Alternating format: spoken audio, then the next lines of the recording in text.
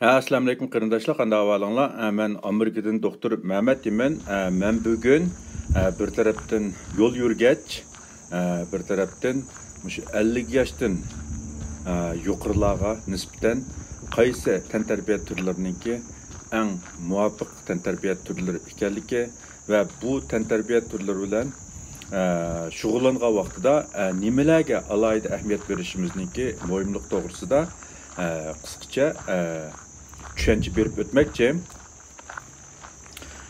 Albatta biz yosh vaqtimizda qandaq tantarbiya turlari bilan shug'ullansak hammasi bizga nihoyatda mos keladi, chunki bizning yeshimiz kichik, yurak va o'pka nihoyatda sog'lom bo'lganligi uchun har qancha kuchlik tantarbiya bilan shug'ullansakmi nihoyatda yaxshi unumga erishishimiz mumkin, lekin yoshning cho'ng'ishiga ergishib bo'libmi bak 50-60 yoshdan oshgan vaqtida ba'zi ig'ir turdagi tantarbiya turlari bizga mos kelmasligi mumkin.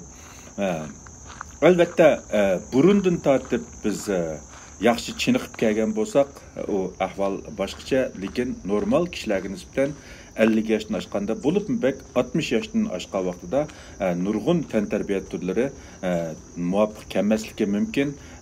Shunlashqa bu yoshda shu badan chiniqtirgan vaqtida o'zimizga mos tantarbiya turlarini tanlash nihoyatda muhim. Bularning ichida yo'l yurish eng yaxshi chiniqish usuli bo'lib, kuniga bo'lsa 1 soat, bo'lmasa yarım soat yo'l yurish 50-60 yoshdan oshganlarga nisbatan nihoyatda yaxshi bir chiniqish. Undan boshqa suv uzish, velosiped minish degandagidek boshqa uzun davomlashtirg'ili bo'ladigan, lekin alayda kuchlik bir narsa talab qilmaydigan tantarbiya turlari shu yosh cho'ng o'g'illarga nisbatan nihoyatda yaxshi mos kelishi mumkin. Bu tantarbiya turlari bilan shug'ullangan vaqtida biz nimalarga diqqat qilishimiz kerak degan vaqtida eng muhimi bizniki yurak so'qishimiz bak tizlashib ketmasligi, bak hosirab qolmasligimiz, anandan keyin yaxshi terlishimiz. Bu 3 nuqta bakla muhim. Hozirgi vaqtimizda yoki bo'lmasa yuragimiz tizlashib ketgan vaqtida bu bizdagi oksigen sarf qilishniki yuqorilab ketganligi, lekin mayninki yetarli ko'ymaganligidan derak berdi. Shunlashqa badandagi oksigen ehtiyoji eshib tiz nafaslanadigan, yurak tiz so'qadigan ahvol kelib chiqadi. Bundaq bo'lgan vaqtida biz chiniqishni uzun davomlashtira olmasligimiz mumkin.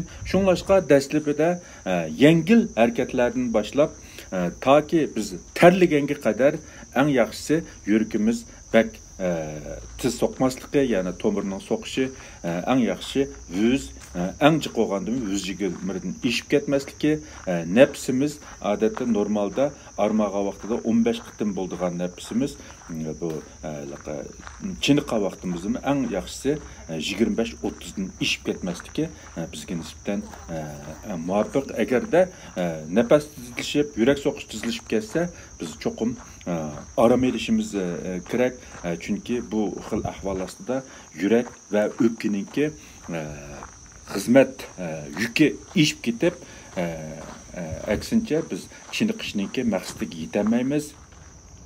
yoki bo'lmasa texmi ig'ir yomon oqibatlar kelib chiqishi mumkin.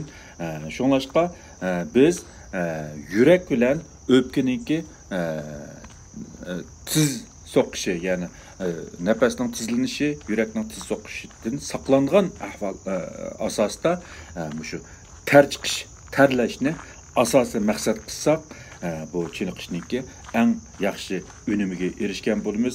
Ya'ni terlagan vaqtida biz badandagi mayda ko'ydi. Bu orqali biz bir tarafdan o'rug'lash, ya'ni mayni tuvaltish maqsadiga yetsak, yana bir tarafdan muskullarni kuchlantirish maqsadiga yetalaymiz.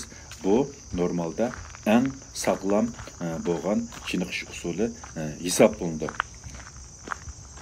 Endi bu asrab qolgan vaqtimizda yoki yurak to'qishib ketgan vaqtida biz badandagi mayni ko'ydirish maqsadiga emas, balki oksigen ehtiyoji ishib ketganligi uchun bu xil ahvol uzun davom qilsa yoki yurakning so'qishidan tez nafas bek tezlashib ketsa, aksincha bizningki yurak va o'pimizga tushgan besim ishib ketib, ba'zi yomon oqibatlar kelib chiqishi mumkin.